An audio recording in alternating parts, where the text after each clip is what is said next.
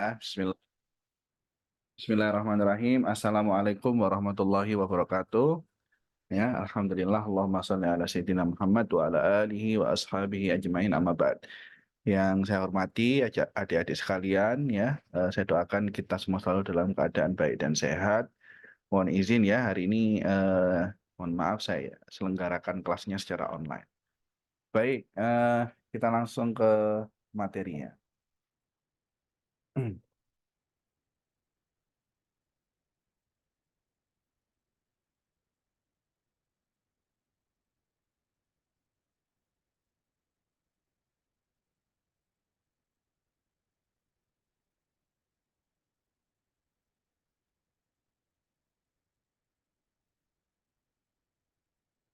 Oke. Materi hari ini adalah project scheduling ya. Jadi secara sederhana ya, project scheduling ini adalah satu metode atau satu teknik ya untuk menyusun jadwal yang ada di dalam proyek. Nah, jadwal ini tidak hanya bisa dilakukan untuk mengestimasi dan melakukan evaluasi terhadap ketercapaian waktu ya, tapi juga melakukan estimasi dan melakukan evaluasi terkait dengan ketercapaian anggaran ya. Jadi anggaran yang sudah dikeluarkan itu sudah sesuai dengan target atau belum. Nah, kita akan mempelajari teknik membuat jaringan ya. Jadi ada beberapa pendekatan, salah satu yang paling umum digunakan adalah teknik membuat jaringan atau membuat network seperti itu. Dan ini sangat penting ya, hampir di semua proyek itu pasti ada scheduling atau penjadwalan. Jadi saya rasa ini nanti akan sangat penting dan sangat bermanfaat untuk adik-adik sekalian, dan adik-adik harus bisa memahaminya dengan baik. Nah, kita mulai ya.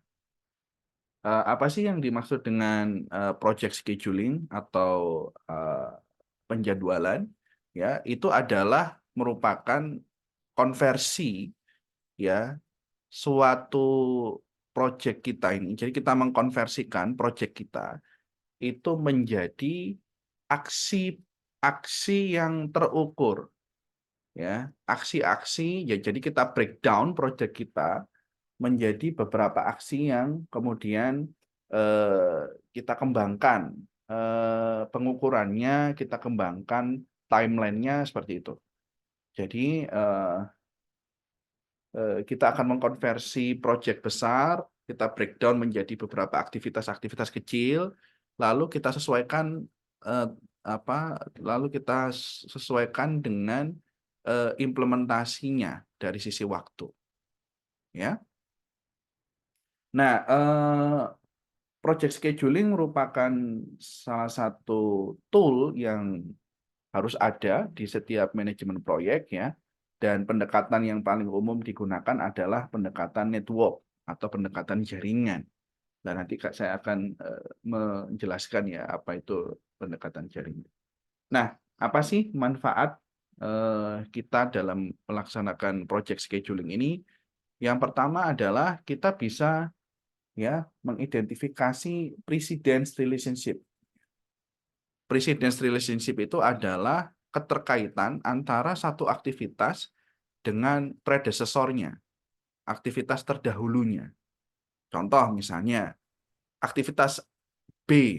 Aktivitas B itu tidak akan bisa dimulai kecuali aktivitas A selesai. Aktivitas C itu tidak bisa dimulai sebelum aktivitas B dan aktivitas A selesai. Ya, jadi itu adalah predecessor relationship. Hubungan satu aktivitas dengan predesesornya, dengan aktivitas sebelumnya. Gitu. Lalu kita juga bisa menganalisis sequence yang ada di dalam proyek. Sequence itu adalah hal yang secara secara periodik itu akan terus terjadi gitu ya. Kita juga bisa melakukan melakukan analisis terhadap activity time dan activity cost. Jadi scheduling ini bisa kita lihat dari dua sisi yang berbeda. dari sisi waktu dan dari sisi biaya.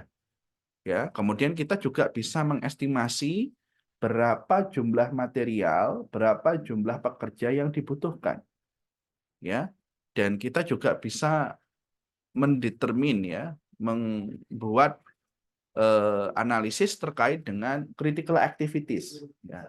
Nanti kita akan belajar apa yang dimaksud dengan critical activities, ya, aktivitas kritis. Ya, jadi aktivitas kritis itu adalah aktivitas yang tidak boleh terlambat. Karena kalau dia terlambat, maka dia akan mempengaruhi aktivitas-aktivitas selanjutnya. Ya, nah itu kita sebut dengan aktivitas kritis. Baik, ada 3 metode yang akan kita pelajari pada pagi hari ini. Metode yang pertama itu yang paling gampang, yaitu Gantt chart. Ya, Gantt chart. Kemudian kita akan belajar CPM, Critical Path Method, dan kita juga akan belajar PERT, ya, Program Evaluation and Review Technique. Ya. Dari yang pertama dulu, Gantt chart. Gantt chart itu apa sih? Gantt chart itu adalah ya kita membreakdown aktivitas proyek kita ya menjadi beberapa subaktivitas. Ya, jadi ini satu proyek yang mana proyek ini terdiri dari 3 aktivitas, ada desain, ada build, ada test, gitu ya. Kemudian ini adalah time framework-nya, ya. Ini ada bulan Januari, Februari, Maret, April, Mei, Juni, Juli. Jadi proyeknya ini diperkirakan dia selesai dalam waktu berapa? 6 bulan, ya.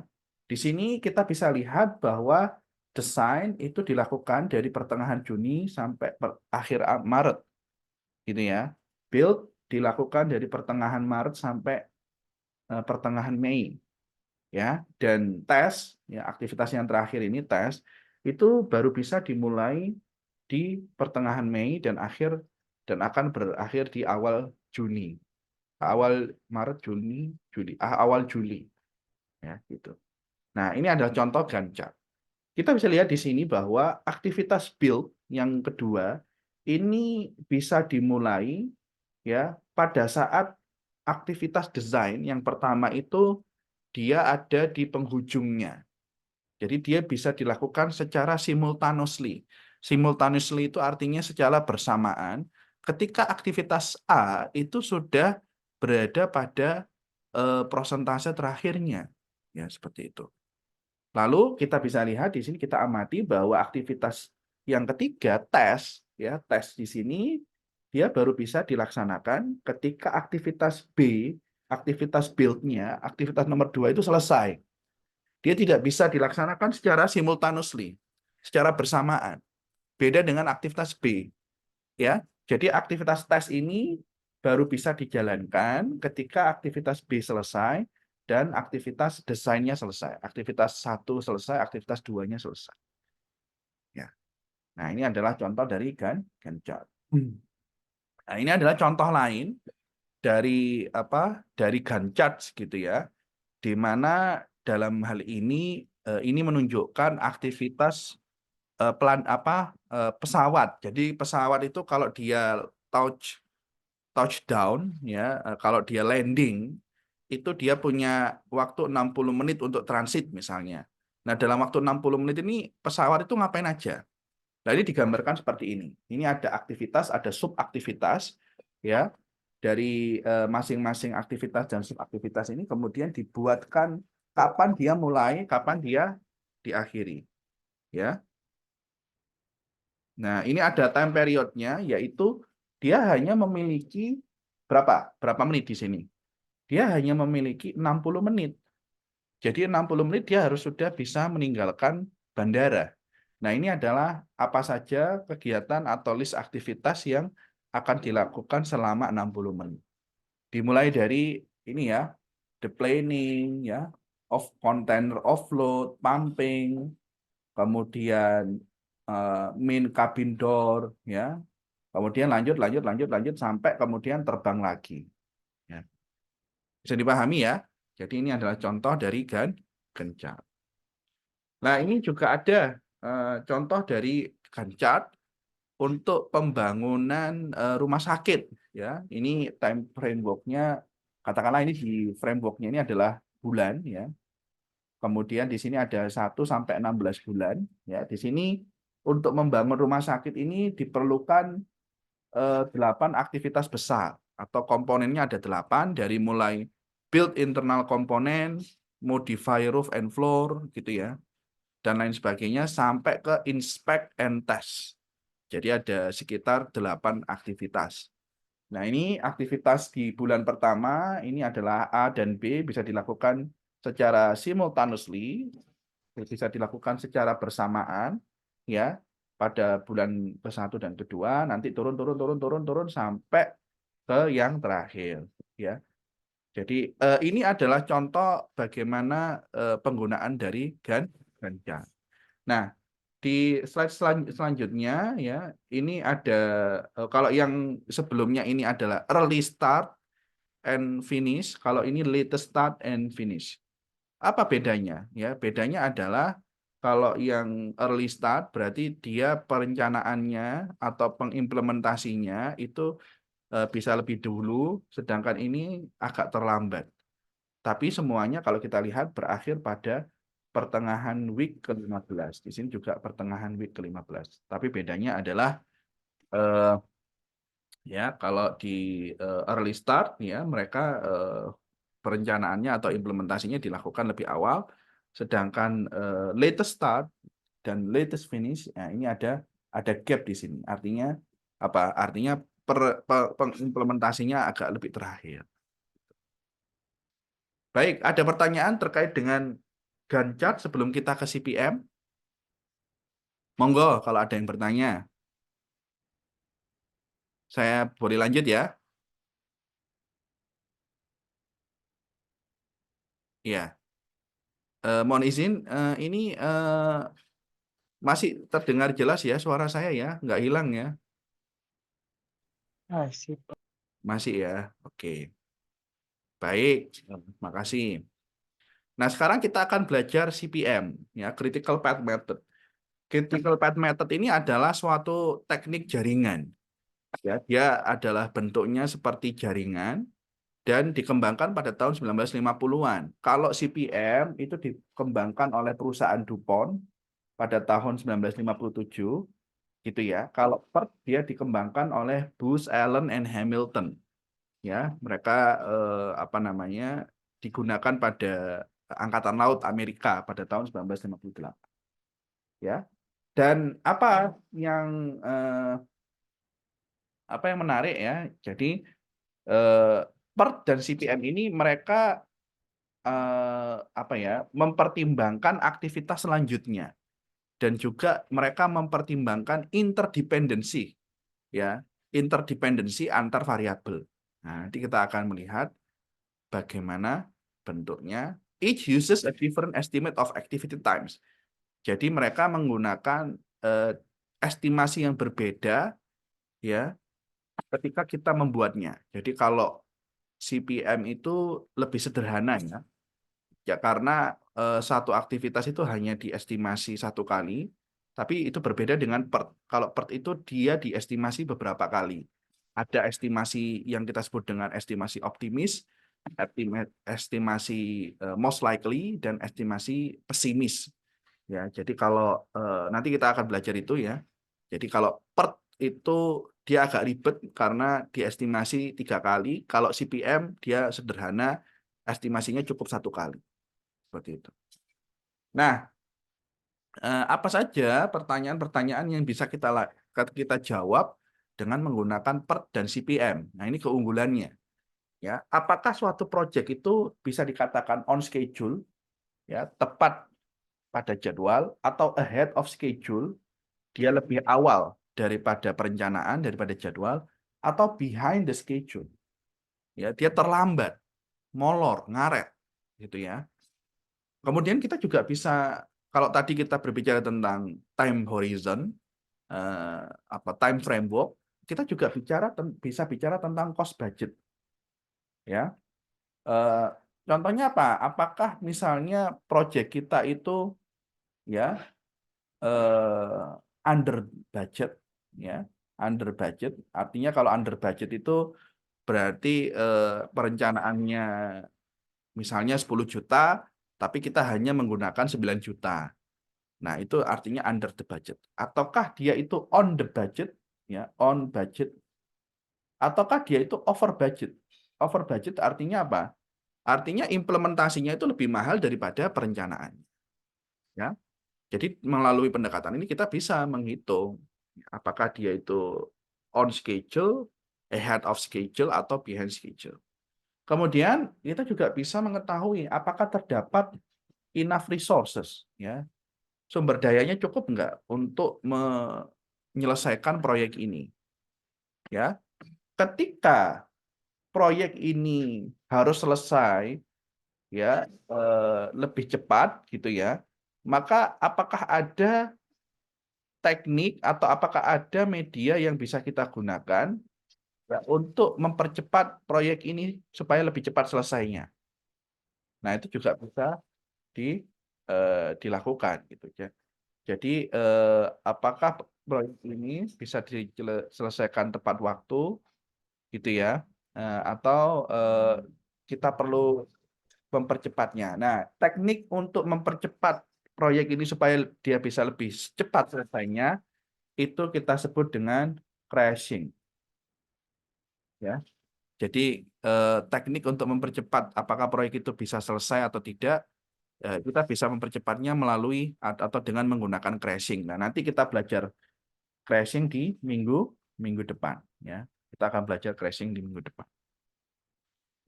Oke, nah ini adalah langkah-langkah dalam menghitung network-nya, dalam menghitung CPM dan PERT-nya. Jadi yang pertama kita membreakdown, ya. Kita melakukan WBS. WBS itu apa? Work Breakdown Structure. Jadi proyek itu dibagi menjadi aktivitas dan sub-sub aktivitas. Ya, kemudian kita mendefinisikan hubungan antara aktivitas. Jadi aktivitas A itu harus diselesaikan, kemudian aktivitas B baru bisa dimulai. Aktivitas C harus diselesaikan sebelum aktivitas B. Nah, itu adalah hubungan, ya. Nah, kemudian setelah kita mendefinisikan predecessor-nya, hubungannya, kita juga kemudian menggambar network-nya. Jadi network-nya kemudian kita gambar, kita mengalokasikan waktu atau biaya untuk masing-masing aktivitas. Nah, kemudian kita menghitung critical path-nya. Nanti critical path itu apa, Pak? Critical path itu adalah estimasi paling lama atau estimasi yang paling ideal. Jadi kalau critical path ini bermasalah, maka nanti akan menimbulkan kemoloran, gitu ya. Nah, kemudian kita bisa menggunakan kerangka network ini untuk membantu melakukan planning, scheduling, monitoring, atau bahkan melakukan kontrol terhadap proyek yang kita jalankan. Oke, nah dalam melakukan CPM, ya, ada dua pendekatan. Yang pertama adalah pendekatan AON, yang kedua adalah pendekatan EOE. Bedanya ada di mana, Pak? Bedanya adalah dalam bentuk network-nya. Ya, kalau AON, ya, itu kalau nggak salah, ya, kalau AON itu dia network-nya berbentuk kotak-kotak, ya, seperti ini. Kalau EOE, dia network-nya berbentuk lingkaran. Ya, berbentuk lingkaran. Nah, kita akan mengambil contoh sekarang. Nah, ini adalah contoh, ya. Jadi ini ada proyek konstruksi, ya, terdiri dari berapa predecessor ini? 12, ya. Ada 12 aktivitas. Waktunya ini salah, ya. Waktunya nggak bisa ini jam. Ini waktunya adalah bulan atau minggu. Coba. Katakanlah ini adalah waktunya adalah ya. Jadi ini ada proyek konstruksi, ya, tapi bukan satu aktivitas ini. Ini mungkin tahap pembangunan awal, ya, pembangunan awal dari satu proyek, pembangunan awal, ya. Kemudian ini ada aktivitasnya ngapain aja dan ada time framework-nya, waktu yang dibutuhkan. Ya. Nah, di sini bisa dilihat ya bahwa ini ada label aktivitasnya, jadi A, B, C, D, E. Kemudian ini ada predesesornya. Predesesor itu artinya aktivitas pendahulu, kegiatan pendahulu. Jadi contoh misalnya, ini timbang bahan. Bahan itu ditimbang ketika dia sudah pesan bahan, dia sudah pesan alat. Jadi kalau sudah pesan alat, sudah pesan bahan, baru bisa ditimbang bahannya. Ya. Kemudian campur bahan. Campur bahan ini apa predesesornya? Predesesornya adalah A. Ya. Predesesornya adalah A. Jadi untuk melakukan aktivitas D, kita harus menyelesaikan aktivitas A. Kemudian siapkan alat. Siapkan alat itu E. E itu bisa dijalankan ketika B sudah terlaksana. Ya. Pasang kawat F. F itu bisa dijalankan kalau D sudah selesai. Ya. Nah, ini adalah jenis-jenis aktivitas dan predesesornya. Kemudian di sini ada waktunya. Waktu yang dibutuhkan untuk tahap pengembangan awal ini. Nah, ini ada jam, ya.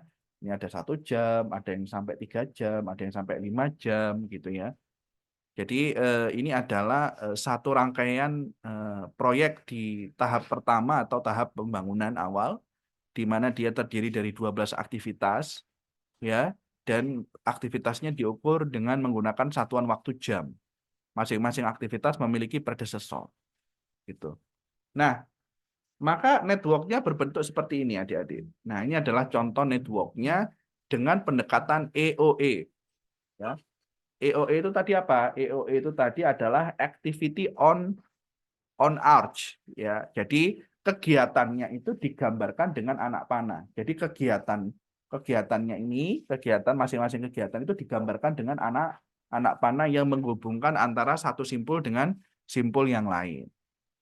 Ya, kita mulai dulu dari satu simpul ya. Nah, ini ada lingkaran, ya, ada lingkaran. Coba diperhatikan di sini.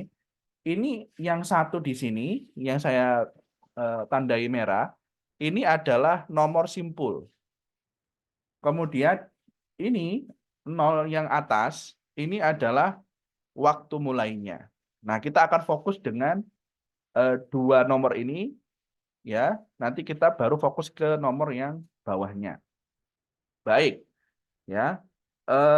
Dari mulai aktivitas A, ya. Aktivitas A itu, ya, coba diperhatikan di sini. Aktivitas A dia membutuhkan waktu 1 jam. Ya, dia membutuhkan waktu 1 jam. Maka kita bentuk simpul 1 dan simpul 2, kemudian kita gambarkan di sini aktivitas A. Ya, aktivitas A. Di sini startnya, di sini adalah startnya. Ya. Nah, apa yang bisa kita simpulkan? Yang bisa kita simpulkan adalah aktivitas A ini, ya, ini kan dimulai dari 0. 0 kemudian ditambah 1, ya, sama dengan 1. Ya, 0 ditambah 1 sama dengan, jadi 0 di sini ditambah 1 sama dengan 1. Nah, sekarang kalau kita lihat, sekarang kita akan merujuk pada aktivitas C dan aktivitas D. Di mana, bukan ini, aktivitas C dan aktivitas D. Di mana dalam aktivitas C dan D ini, dia predesesornya adalah A. Ya. Aktivitas C dan aktivitas D ini adalah predesesornya itu adalah A. Maka apa yang kita lakukan? Ya, kita membuat simpul lagi, ya, simpul untuk di sini, simpul untuk kegiatan C dan kegiatan D. Kegiatan C di sini adalah 2 jam, kegiatan D di sini adalah 3 jam. Ya, seperti itu. Nah, nanti ditambah. Jadi yang nilai yang di bawah ini ditambah dengan yang di atas. Ya, 1 tambah 2 sama dengan 3, 1 tambah 3 sama dengan 4. Ya. 1 tambah 3 sama dengan 4. Nah, kemudian yang ini aktivitas B. Setelah aktivitas B baru kita bisa melakukan aktivitas E. Maka kita bentuk simpul. Di sini ada simpul nomor 6. Ya.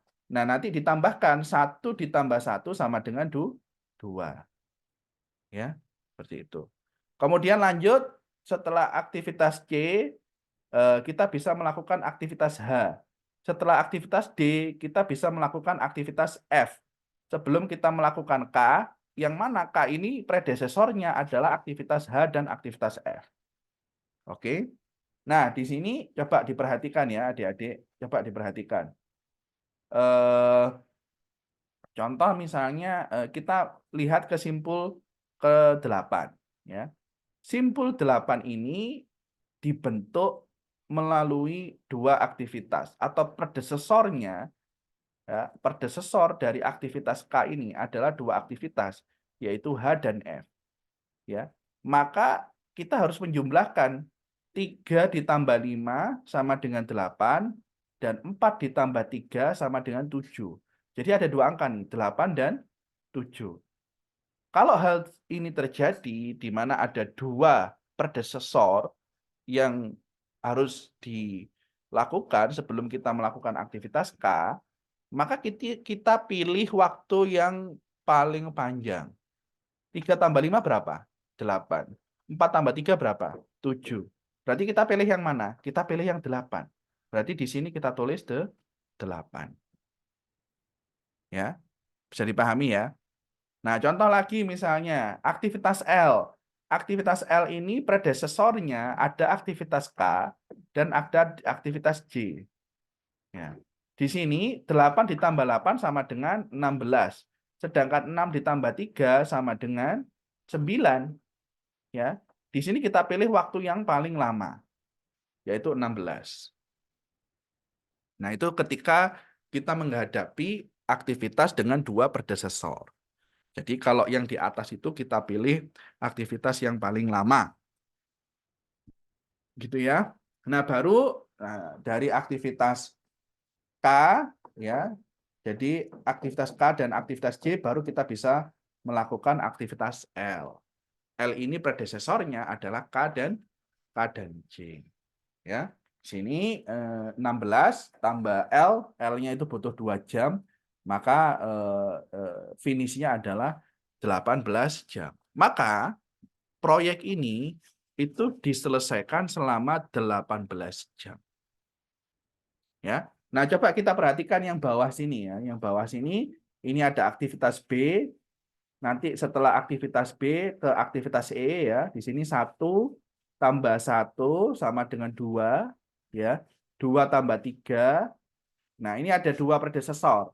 Jadi J ini dipredesesori oleh dua aktivitas G dan I. Ya, kalau G 4 tambah 2 sama dengan 6 dan kalau yang aktivitas E 2 tambah 3 sama dengan 5.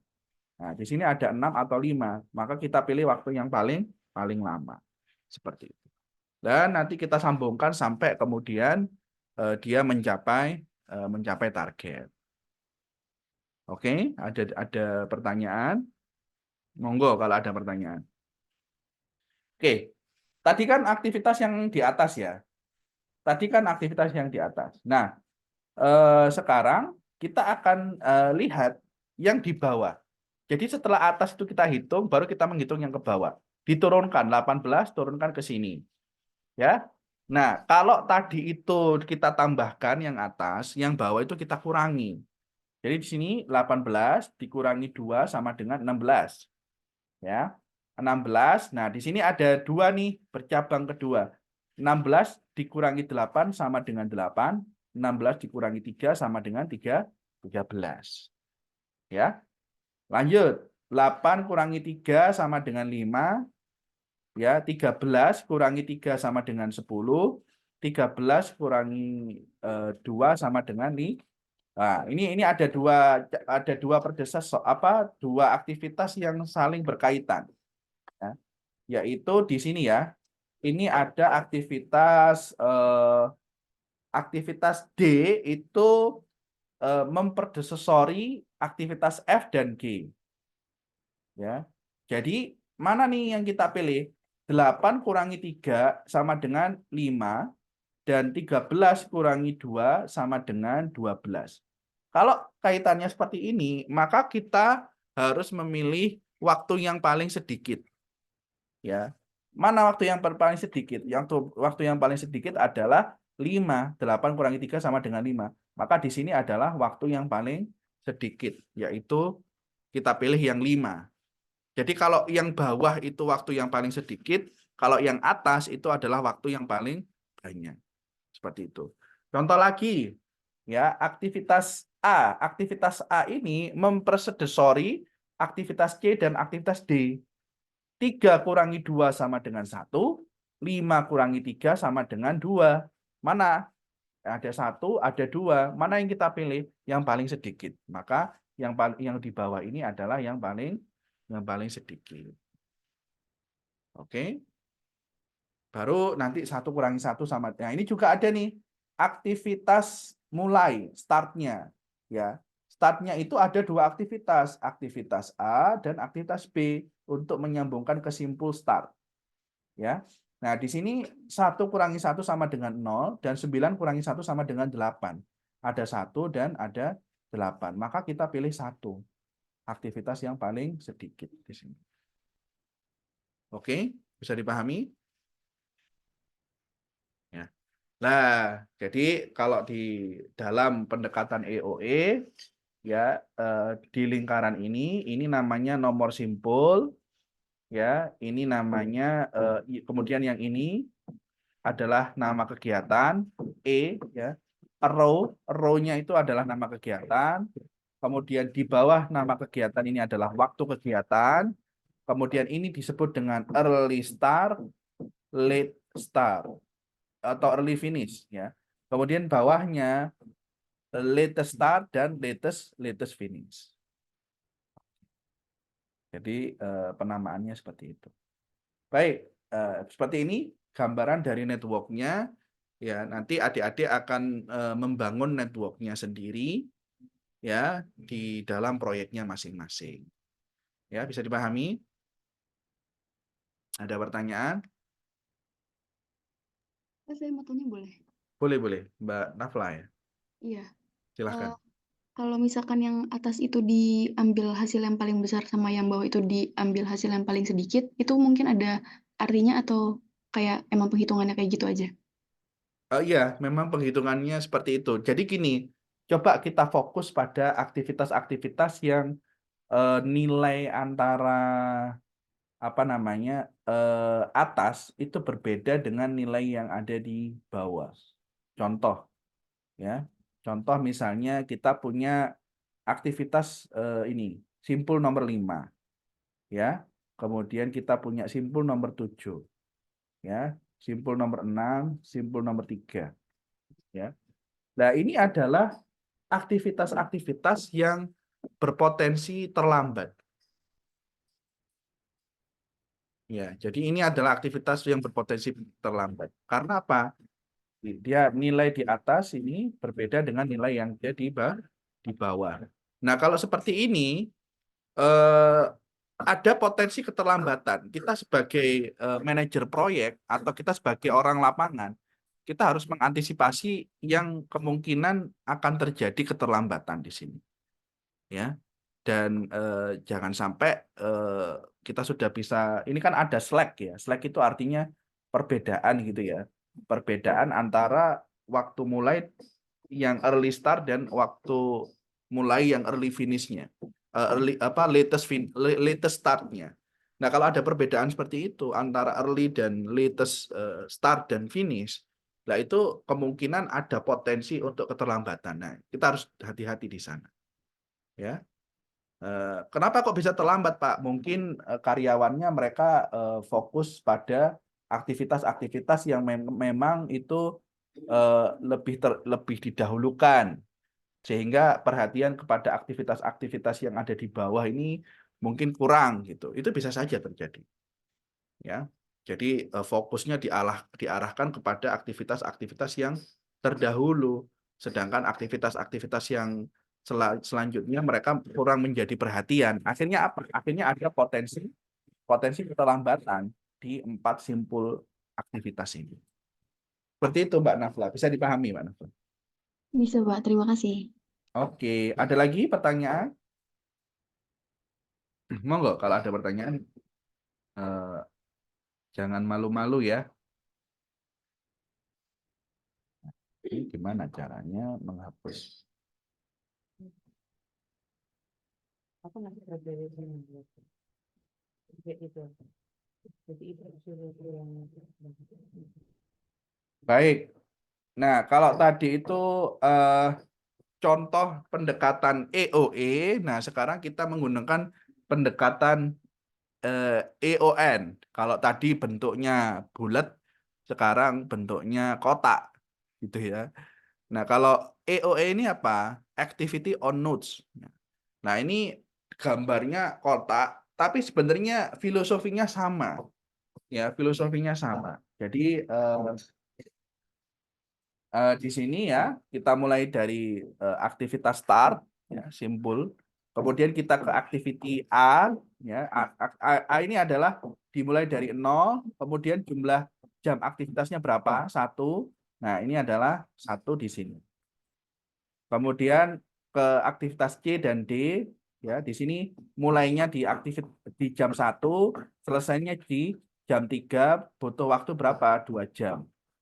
Ya, butuh waktu 2 jam. Lalu lanjut ke aktivitas H, ya.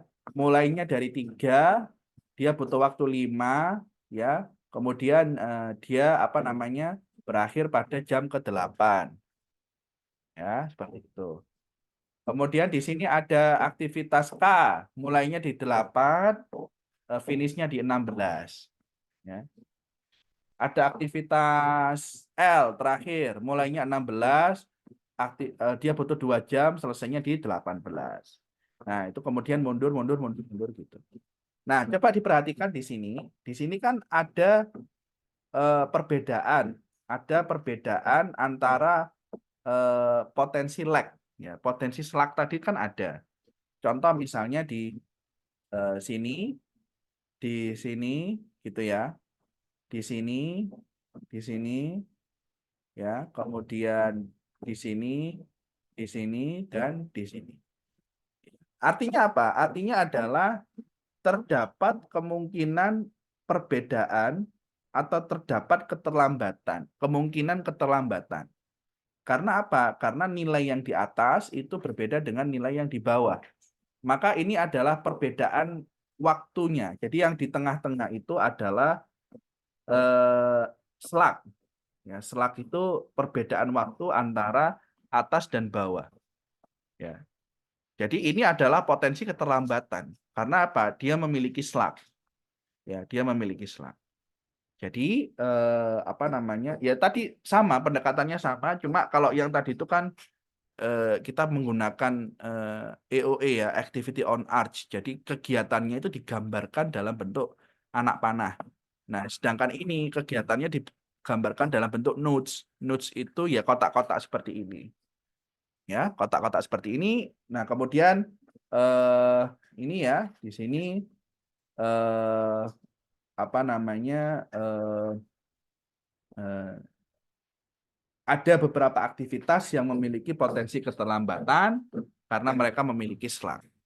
Dimulai dari yang atas dulu, baru nanti kita mulai dari yang bawah. Kalau yang atas itu dipilih waktu yang terlama, sedangkan yang bawah dipilih waktu yang paling sedikit. Seperti itu. Ya. Ini contoh dari EON. Ada pertanyaan terkait dengan CPM? Nah, nanti ini dibaca ya. Dan ada PR, ya. PR untuk individual masing-masing, ya. Kalian harus mengerjakan latihan 1 dan latihan 2. Latihan 1 itu CPM, latihan 2 itu PERT. Ya, latihan 2 itu PERT. Kalau yang aktivitas yang pertama ini, yang CPM, itu kalian harus kerjakan dengan 2 pendekatan, pendekatan EOE dan pendekatan EOM. Iya, Ma. Oke, ada pertanyaan? Ya, memang ini kalian harus mengerjakan langsung ya, supaya paham. Kalau nggak dikerjakan langsung itu nggak paham. Ya, makanya nanti saya kasih PR, silahkan Anda kerjakan. Baik, selanjutnya saya akan menggunakan PERT. Ya, PERT itu adalah program evaluation and review teknik, ya. Bedanya apa? Kalau tadi kan di CPM itu kan estimasi waktunya ada 1. Kalau di PERT itu estimasi waktunya ada 3. Yang kita sebut dengan optimistic time, kemudian most likely time, dan pessimistic time. Jadi ada optimis, ada pesimis, ada most likely. Ya, ada A, ada B, ada M. Nah, apa optimistic time itu? Optimistic time itu adalah waktu minimum di mana sesuatu proyek itu, suatu aktivitas itu sangat baik pengerjaannya, sehingga kita optimis bisa selesai lebih cepat daripada waktu normal. Nah, most likely time ini adalah waktu normal. Nah, sedangkan pessimistic time itu adalah suatu kondisi ketika kegiatan tersebut tidak berjalan dengan baik, sehingga kita pesimis. Kita bisa melakukan penyelesaian produk tersebut secara normal. Ya, maka kita membutuhkan waktu yang agak lebih lama. Nah, apa saja evaluasi yang kita lakukan dengan menggunakan PERT? Kita menghitung yang namanya time expected. Ya, time expected itu apa? Time expected itu adalah rata-rata lama waktu itu dikerjakan. Nah, di sini rumusnya adalah A ditambah 4M ditambah B dibagi dengan 6. A ini adalah optimis, B ini adalah pesimis, dan M ini adalah most likely, waktu normalnya. Lalu kemudian dibagi 6. Nah, kita juga harus menghitung variansinya. Variansi itu adalah ya probabilitas di mana nilai time expected tadi itu bisa dipercaya. Ya. Nah, variansi ini semakin besar nilai V, semakin kecil kemungkinan TE bisa dipercaya. Jadi kalau variansinya tinggi, bisa dikatakan errornya tinggi. Atau kemungkinan bahwa ya proyek kita selesai ya sama dengan time expected-nya itu lebih kecil kemungkinannya. Ya. Jadi ketika variansinya besar, proyek kita memiliki potensi lebih tinggi untuk deviasi, ya, untuk berbeda dari time expected. Bisa lebih kecil, bisa lebih besar. Tapi kalau variansinya rendah, variansinya sedikit, variansinya rendah, ya, itu kemungkinan proyek kita bisa selesai sesuai dengan time expected-nya itu lebih besar. Ya, jadi kalau variansinya tinggi itu bagus, jelek. Kalau variansinya rendah itu bagus. Karena variansi rendah itu menunjukkan bahwa aktivitas kita itu bisa selesai sesuai dengan time expected. Nah, ini contohnya. Ada satu proyek, proyeknya terdiri dari 8 aktivitas. Nah, ini adalah penyelesaian waktunya, ada waktu optimis, ada waktu normal, ada waktu pesimis. Nah, kita diminta untuk menghitung rata-rata, variansi, dan kira-kira durasi pekerjaannya itu berapa lama. Ya, seperti itu. Nah, jadi yang akan kita hitung adalah umur proyek dan lintasan kritis. Nah, untuk menghitung itu, kita menggunakan time expected, di mana time expected itu adalah waktu yang diharapkan dari kegiatan-kegiatan dalam lintasan kritis. Ya. Kemudian peluang selesainya proyek sebelum waktu TE dan sesudah waktu TE masing-masing adalah lebih kecil daripada 50% dan lebih besar daripada 50%. Dan variasinya bisa dihitung seperti ini. Ya. Nah, variasinya itu variansi proyek itu merupakan total sigma dari seluruh variansi kegiatan. Jadi nanti kita menghitung nih rata-rata kegiatan atau time expected kegiatan, kemudian time expected lama kegiatan di satu proyek, time expected-nya proyek. Setelah itu kita menghitung variansi kegiatan dan variansi proyek. Nah, seperti itu. Ini adalah contohnya, Ya, contoh kita menghitung PERT ya. Kalau di sini coba diperhatikan ya, yang ini ya, yang atas ini adalah waktu optimis, waktu most likely, dan waktu pesimis. Ya. Kemudian di bawahnya ini ada dua angka, 13 dan 2,78. 13 itu adalah time expected-nya, sedangkan 2,78 itu adalah variansinya. Nah, kemudian dia menggunakan pendekatan EON, ya, EON, tapi yang digunakan untuk menghitung angka di atasnya adalah nilai rata-ratanya. Jadi 0 tambah 13 sama dengan 13, 13 tambah 10 sama dengan 23 gitu ya. 23 tambah 5 sama dengan 29, 23 tambah 5, 23 tambah 5, 28. Oh, ini karena ada dua predecessor. Ya, karena ada dua predecessor di sini. Di sini ada 23 tambah 5 sama dengan 28 dan 25 tambah 4 sama dengan 29. Ya, jadi 25. Nah, ini. Ya, maka kita pilih yang paling panjang. Sedangkan di bawahnya kita pilih yang paling pendek. Seperti itu. Ya, dari gambar ini kita bisa mengetahui bahwa usia proyek atau lama pengerjaan proyek itu kira-kira 29 hari. Adik-adik. Jadi kita butuh waktu sekitar 29 hari untuk menyelesaikan proyek. Nah, di sini ada lintasan kritis. Ya, lintasan kritis itu apa toh, Pak? Lintasan kritis itu sebenarnya lintasan yang tidak memiliki slug. Ya. Jadi lintasan kritis itu adalah lintasan yang tidak memiliki apa? Tidak memiliki slug. Nah, di sini yang tidak memiliki slug apa?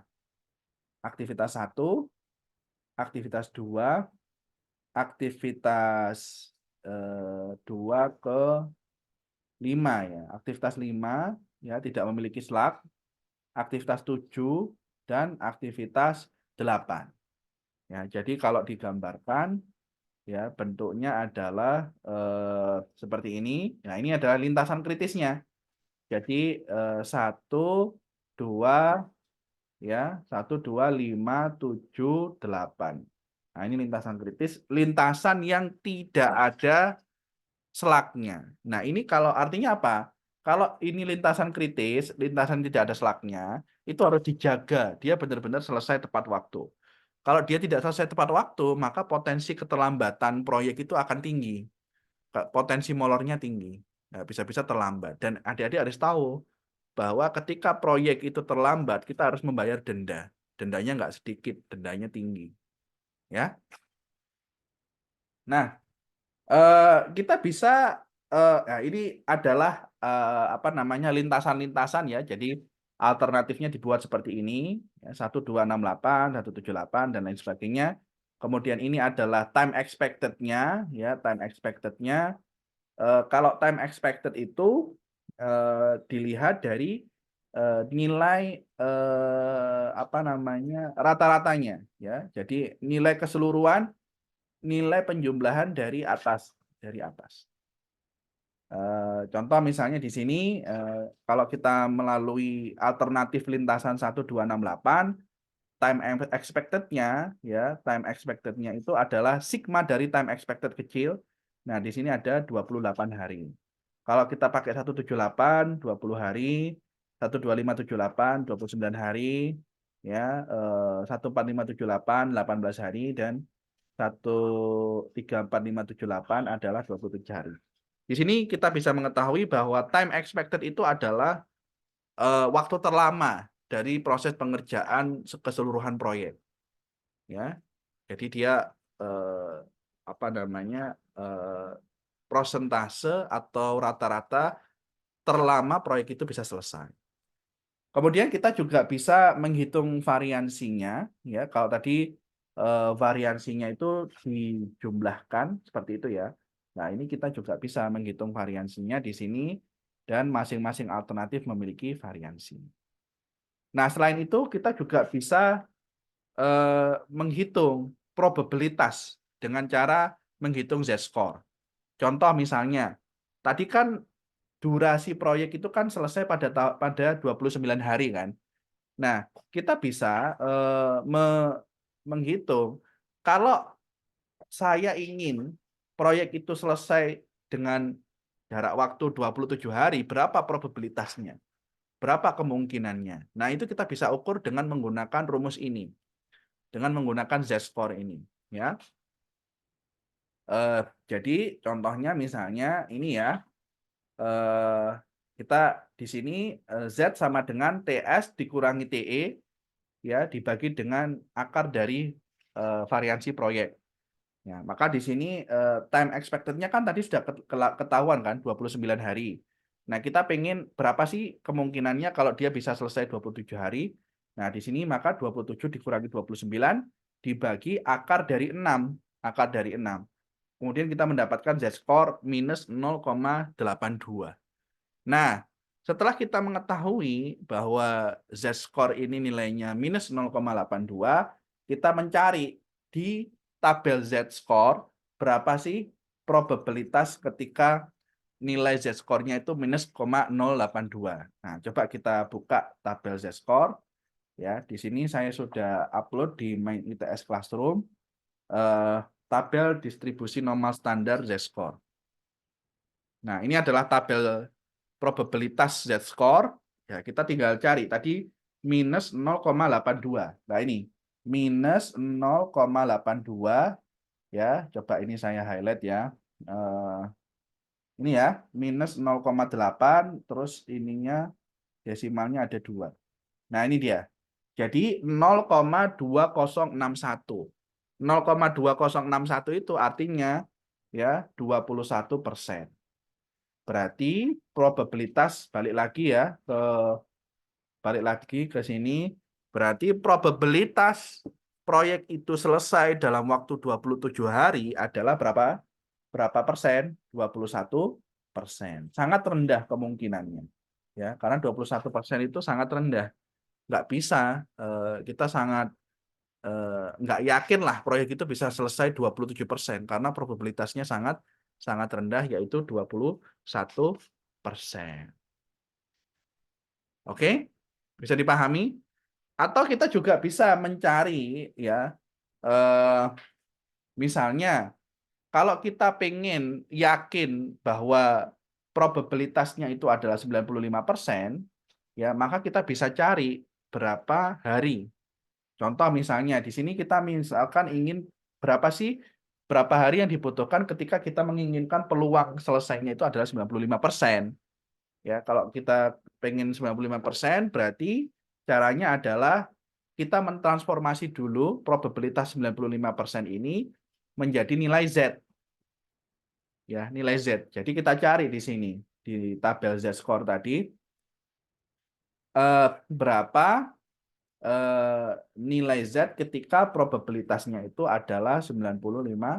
95, 95. Nah, 95 berarti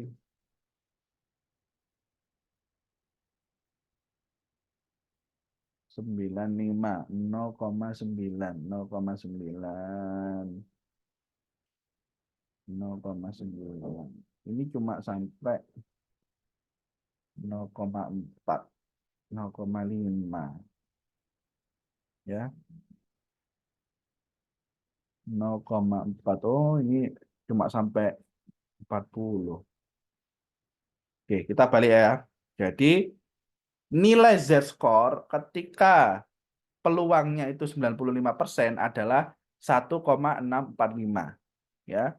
1,645. Nah, ini nanti digunakan di sini 1,645 kemudian dikurangi dengan TS total hari ya yang akan kita cari dikurangi 29 time expected project dibagi dengan akar daripada 6. Hasilnya adalah 33 hari. Jadi kita membutuhkan waktu 33 hari untuk apa? Untuk menyelesaikan proyek dengan derajat keyakinan 95%. Seperti itu. Oke, nah nanti coba adik-adik pelajari ya di PowerPoint dan juga silahkan kerjakan latihan nomor 2 ini ya. Ini ada latihan nomor 2. Adik-adik silakan kerjakan untuk lebih menguasai ya teknik PERT ini. Ya. Nah, ini pertanyaan yang harus kalian jawab.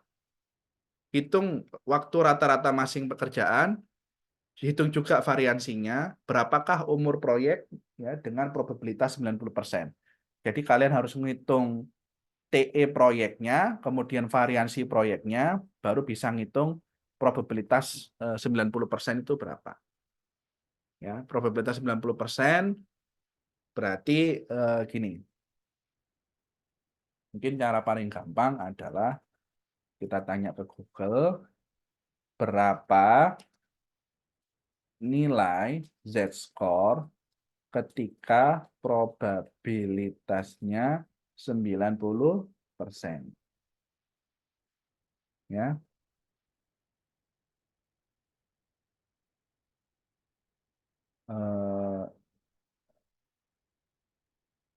Sebentar, 1,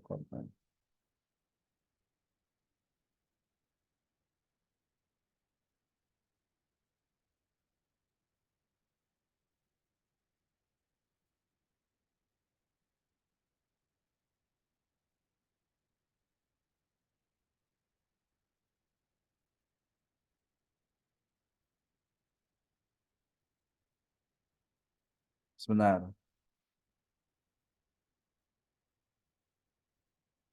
1, jadi mungkin gini, paling gampang itu pakai Excel. Coba di Excel, saya juga sudah agak lupa ini. Cara menghitung probabilitas Z-score. Nah, ini dia. Nah, ini ada banyak ya. Apa namanya? Ada banyak apa namanya? Ada banyak video yang bisa kalian pelajari untuk menghitung nilai Z-score. Coba saya buka Excel, sini bisa nggak ya kita langsung hitung berapa Z-score ketika probabilitas yang kita inginkan adalah 95%.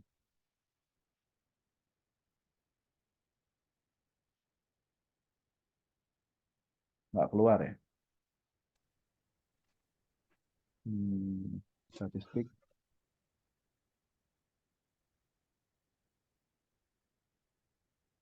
Oh, nggak keluar.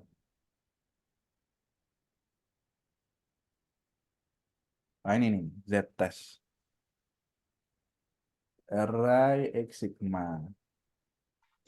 Coba sih, kita harus, saya dulu pernah soalnya. Menghitung Z-score ya dengan Excel.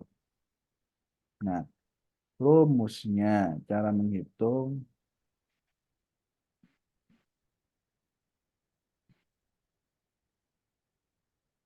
Z-score sama dengan X kurangi.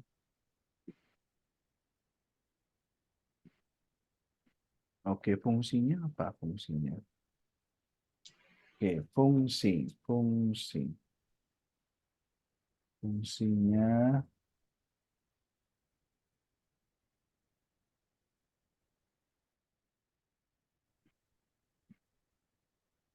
oke.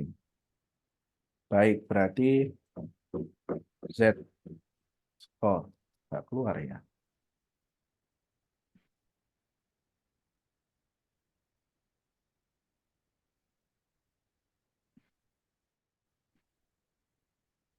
Oke, Z test gitu ya.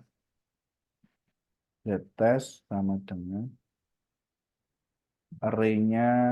Ini masalahnya ada array-nya. X-nya sigma. Sigmanya bentar, saya agak lupa cara ngitungnya gimana.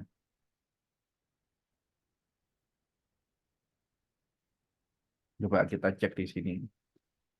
Z-test array diperlukan array untuk rentang data yang akan untuk menguji X. X diperlukan nilai untuk menguji sigma. Normal distribution. Contoh, ini datanya, rumusnya.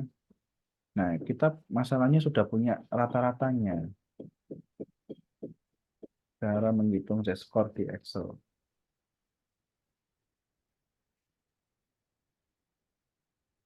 Nah, ini dia. Istilahnya Z-score.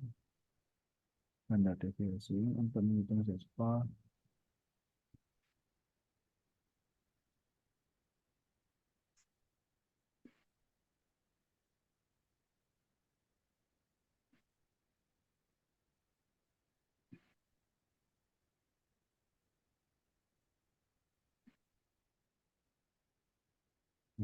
Coba nanti ini ya, saya carikan videonya untuk membantu kalian menghitung Z-score ya. Saya agak lupa cara ngitung Z-score-nya gimana. Baik, itu saja dari saya. Ada pertanyaan? Nah, ini ada summary dari critical path ya. Jadi critical path itu adalah lintasan yang tidak memiliki slab, dia lintasan yang terlama, gitu ya. Dan kalau ada masalah di dalam critical path ini, maka keseluruhan proyek kita itu berpotensi untuk molor. Makanya dia disebut dengan critical path. Baik, ada pertanyaan sebelum saya cukupkan? Nanti saya coba carikan ya video di YouTube ya yang menghitung Z-score. Jadi nanti supaya adik-adik apa namanya ada gambaran gitu loh bagaimana caranya menghitung probabilitas melalui Z-score. Sepertinya kita sudah belajar ini di statistik 2 ya. Adik-adik sudah ngambil statistik 2 ya? Sudah, Pak. Sudah ya. Jadi sudah familiar lah ya dengan Z-score dan lain sebagainya. Saya agak lupa soalnya. Ya nanti kita coba carikan video yang bisa digunakan untuk menghitung Z-score. Gitu. Oke, ada pertanyaan?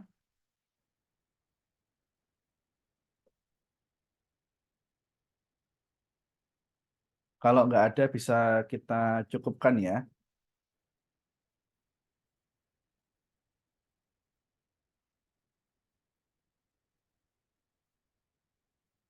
Iya, Pak. Baik. Bentar, saya buka presensinya. Mas Kristo ingetin saya ini ya untuk cari penghitungan Z-score-nya ya. Nanti saya carikan videonya. Itu pakai Excel aja sebenarnya bisa kok. Nggih. Statistik deskriptif, kewirausahaan, apa ini? Menpro ya, Menpro kelas B.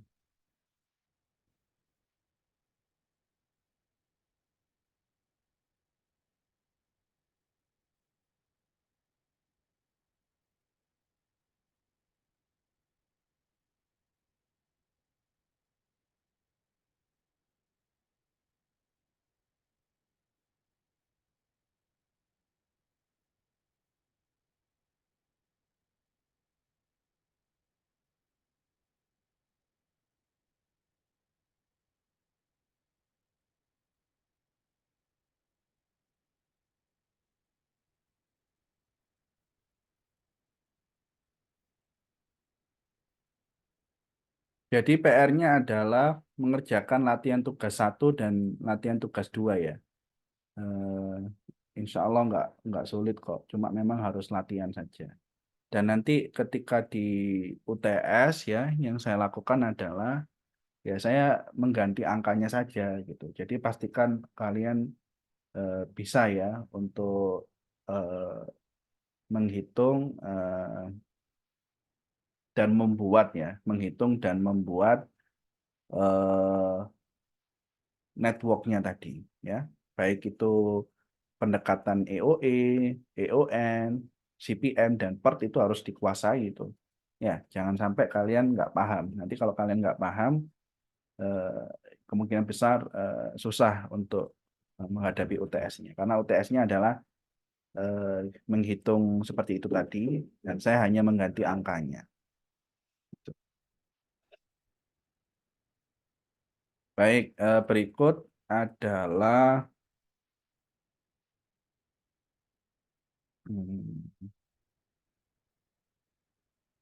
berikut adalah absensinya. Silahkan eh, di scan gitu ya. Kalau gitu saya cukupkan ya sampai di sini ya. Terima kasih. Assalamualaikum warahmatullahi wabarakatuh.